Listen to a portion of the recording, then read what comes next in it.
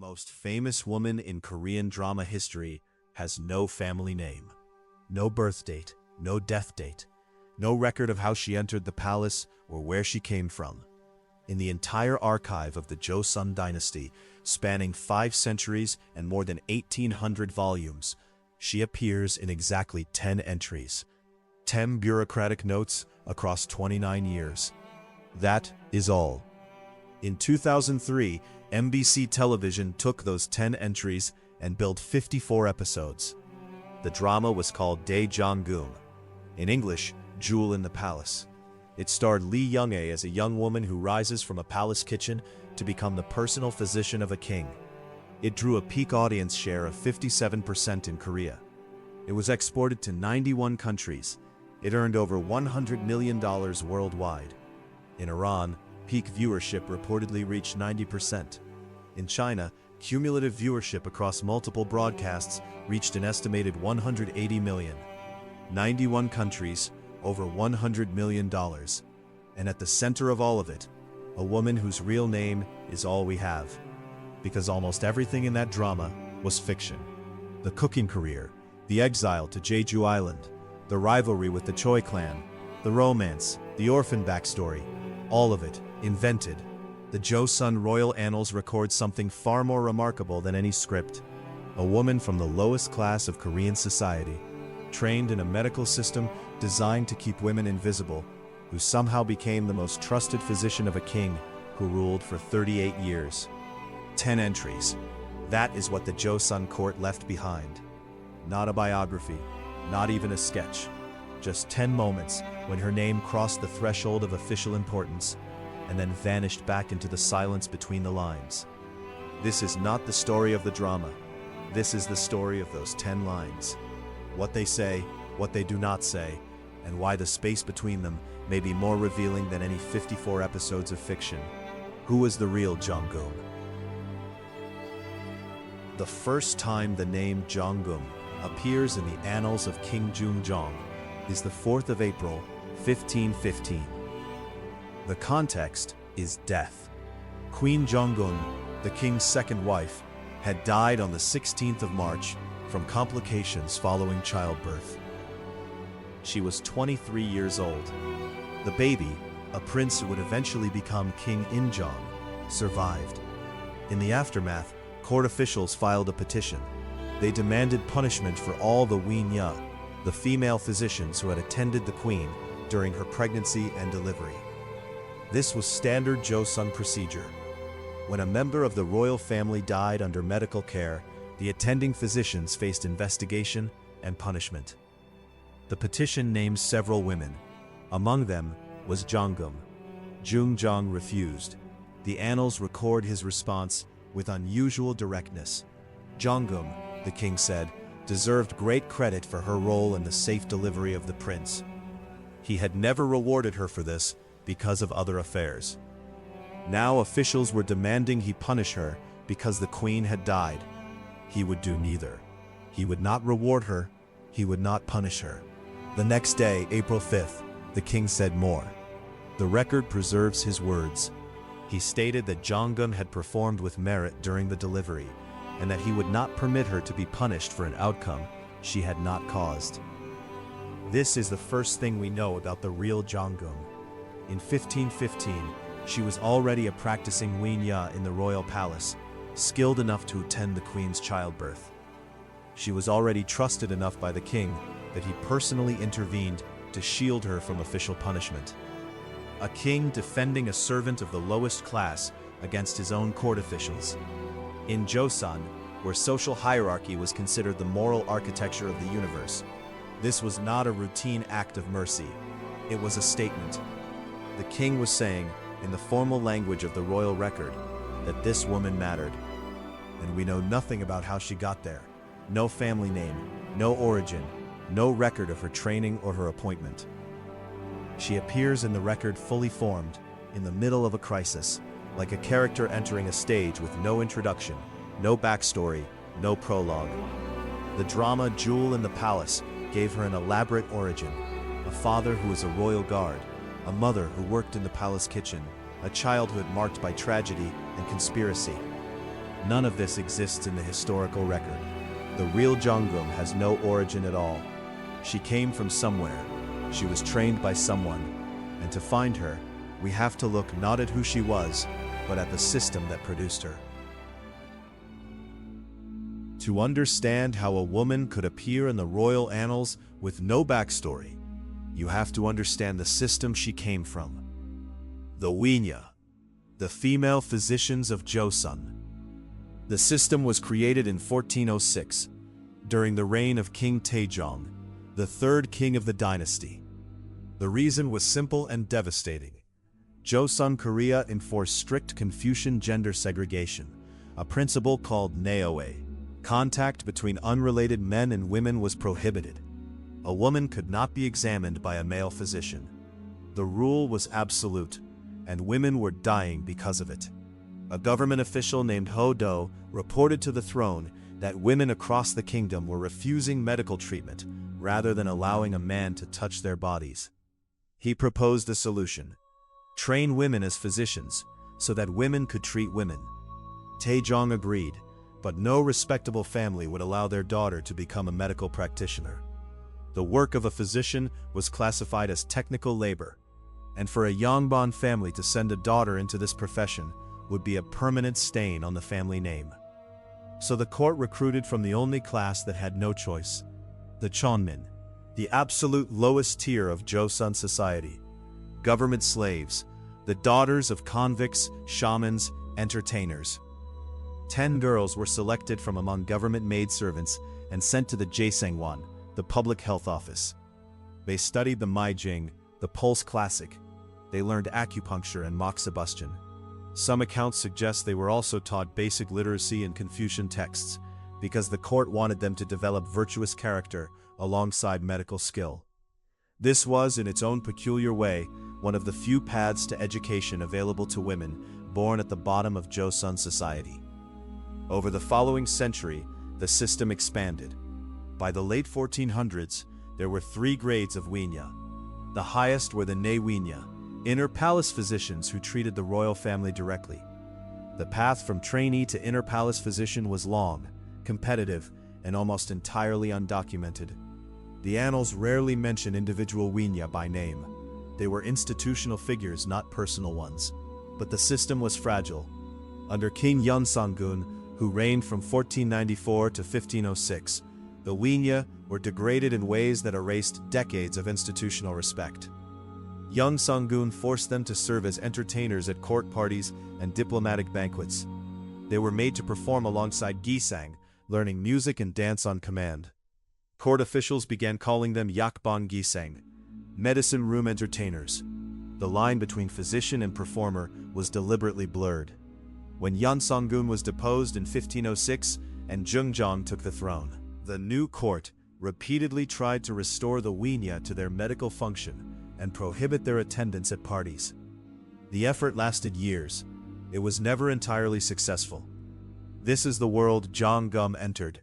A medical system built for invisible women, recently degraded into entertainment, struggling to recover its original purpose. She came from a system designed to erase the people inside it. A system that, just years before her career began, had been twisted into something its creators never intended. Which is why, when she appears in the record, she appears with nothing but her name, and the quiet fact that a king thought she was worth defending. But why did this particular king defend this particular woman? The answer begins with a night in 1506, when a young prince nearly killed himself. To understand why Jung-jong trusted Jang-geum, you first have to understand who Jung-jong was. And who Jung-jong was begins with how he became king. On the 2nd of September, 1506, a group of officials surrounded the residence of Grand Prince Jinsong. Soldiers were at the gates. The young prince believed his half-brother, the reigning king Yongsan-gun, had sent men to kill him. He was about to take his own life when his wife, Lady Shin, talked him down. The soldiers were not assassins. They were coup leaders who had just deposed Yongsan-gun for tyranny. They needed a new king. Jinsong, Yongsan-gun's younger half-brother, was the most suitable candidate. He became Jungjong. He would reign for 38 years, longer than almost any other Joseon king. And for much of that time, he was, in the most important sense, a puppet. The men who placed him on the throne controlled the government. Jungjong could not freely appoint his own officials or set his own policy. His first wife, Queen Jang-geum, was forcibly deposed by the coup leaders because her father had connections to the previous regime. A king who owed his throne to other men, and those men ensured he remembered it. Over the decades, Jungjong attempted to assert independence. He partnered with the Confucian reformer Cho Kwangjo and the Sarin scholars, hoping to build a power base of his own.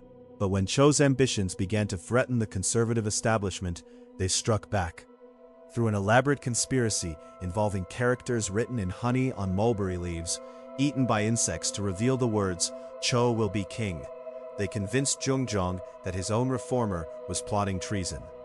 Jungjong had Cho executed in 1520. After that, factional struggles between conservative groups consumed the court. Jungjong had 3 queens over his lifetime. His first, Queen Jang-geum, was taken from him by the coup leaders. His second, Queen Jang-geum, died in childbirth in 1515. His third, Queen Munjong, would outlive him and dominate the next reign. Each queen's family represented a different political network. Every appointment, every policy decision, every medical consultation was entangled in factional calculation. And Jungjong suffered. The annals document chronic dental disease that tormented him for roughly 25 years. In June of 1544, the records note that a painful tooth fell out with pus flowing. His final illness involved a persistent cold, constipation, and gradual deterioration. Here is the detail that matters for our story. Jungjong spent 38 years surrounded by people with political agendas, factional loyalties, and clan interests. Every minister who approached him wanted something. Every physician who treated him reported to officials with their own calculations about which prince should inherit, which faction should prevail. A female physician from the Chanmin class had none of these connections. She belonged to no faction. She represented no clan. She had no sons who could be promoted, no brothers who could be appointed, no family network that could profit from her access to the king. For a politically isolated monarch who had learned, across decades, that every person around him was someone else's instrument, Jang-geum may have been the rarest thing in the Joseon court, someone with no agenda at all. It is impossible to know this with certainty. The annals do not record the king's inner reasoning. They record his decisions. And the decision he made, starting in 1515 and continuing for 29 years, was to trust this one woman above every male physician his court could offer him. Whatever his reasons were, they endured for almost 3 decades. In the political landscape of Joseon, where factional alliances shifted with every reign, every marriage, every death, that kind of consistency is itself a form of evidence. Now, it is time to read that evidence. 10 entries spanning 29 years, each one a small window into a relationship the annals were never designed to preserve. The 4th entry in the annals is dated January 8th, 1525. It is the most important of the 10. Jungjong states that Jang-geum is better than any other Winya. He grants her exclusive access to treat the king himself.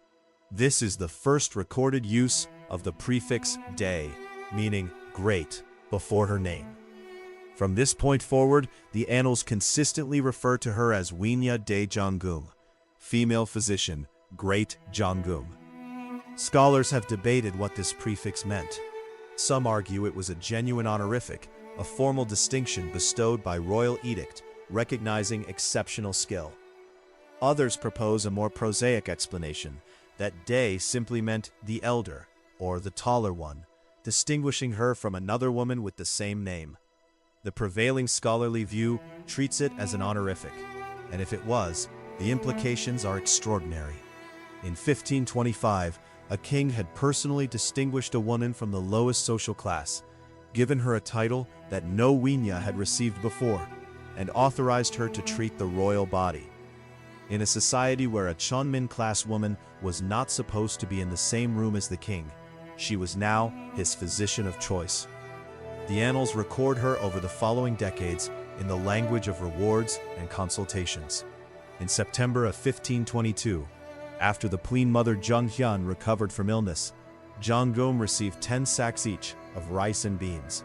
In March of 1533, following the king's own recovery from illness, she received 15 sacks of rice, 15 of beans, and 10 bolts of cloth. These were significant rewards given personally by the king. And in 1544, in the final year of Jung-jong's life, the entries become intimate. On February 21st, Jung-jong mentions Winya, Dae-jang-geum, Eun-bi, and the rest in discussing treatment for his worsening cold.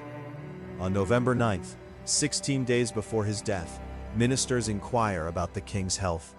It is Jang-geum who answers them. His Majesty slept around midnight yesterday, she reports, and has also slept for a short time at dawn. He just passed his urine, but has been constipated for around 3 days.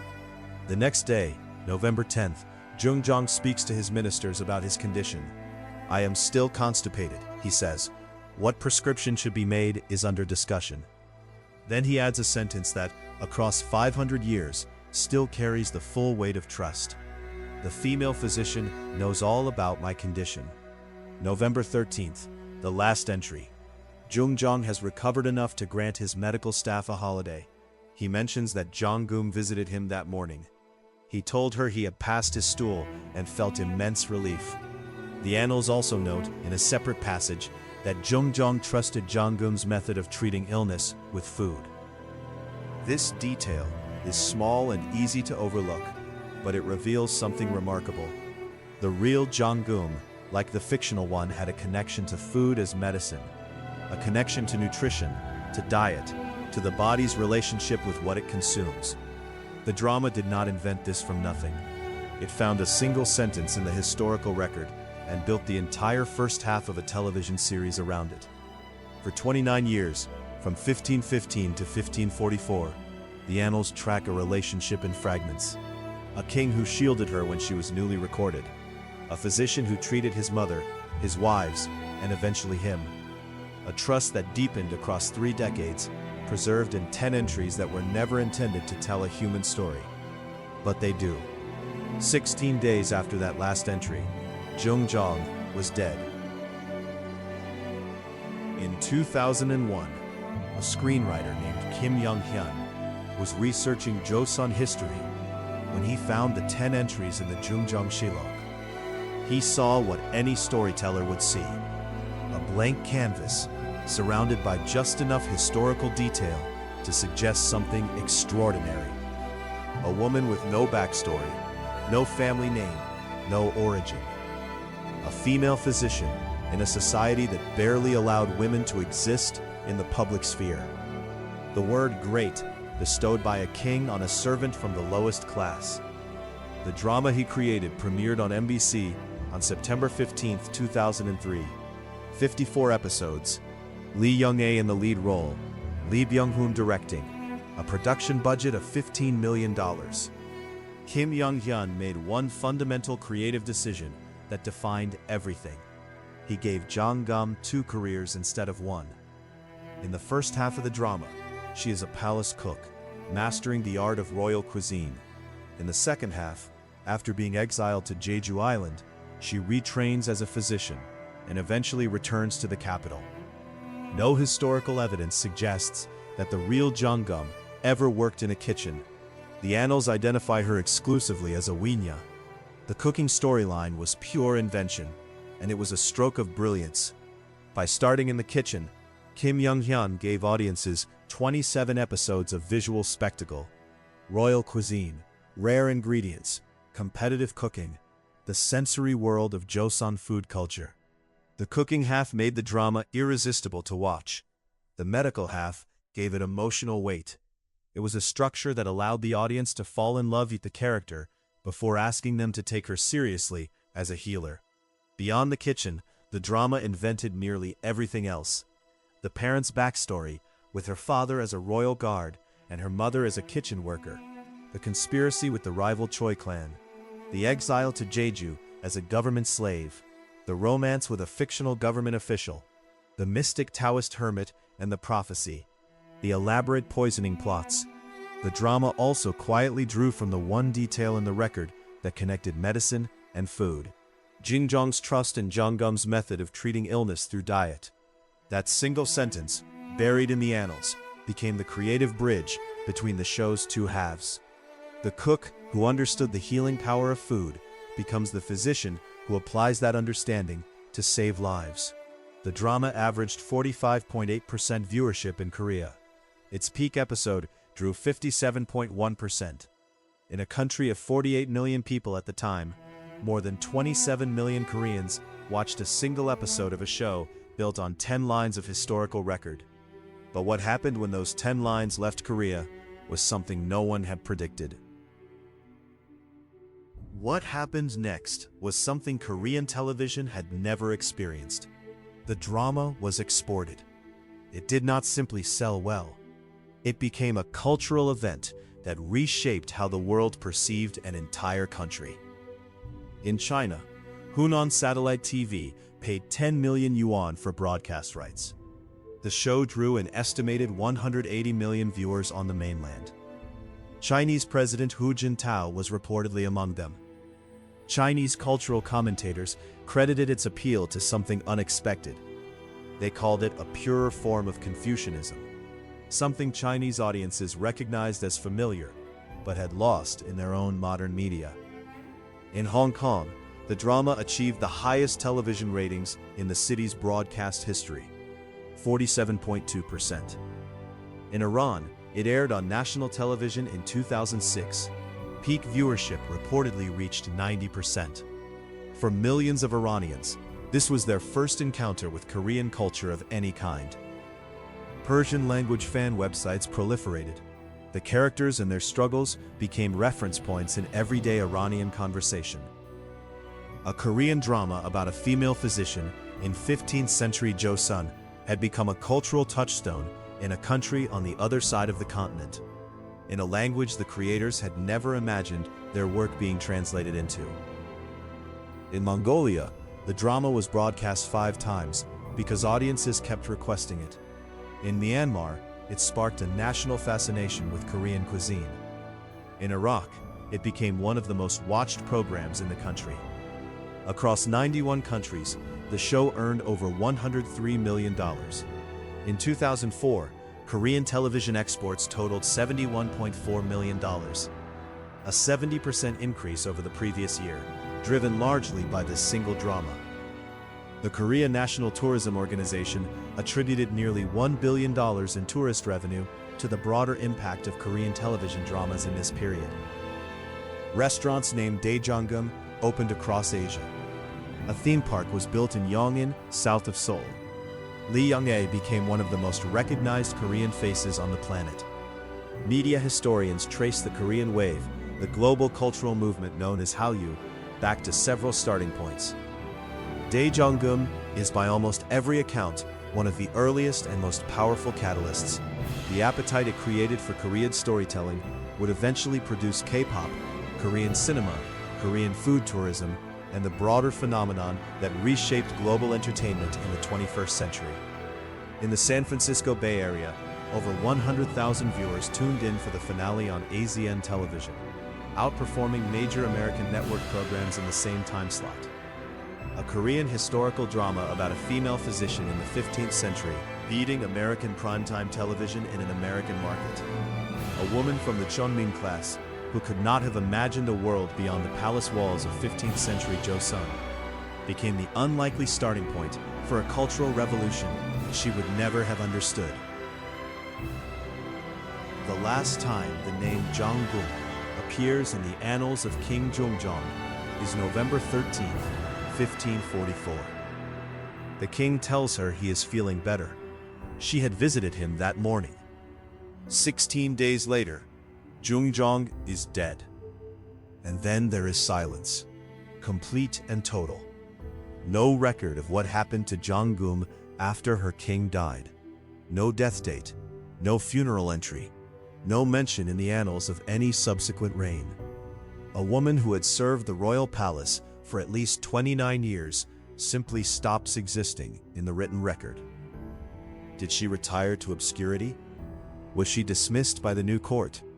Did she die shortly after the king she had served for 3 decades? Did she return to whatever community she had come from before the palace? We do not know.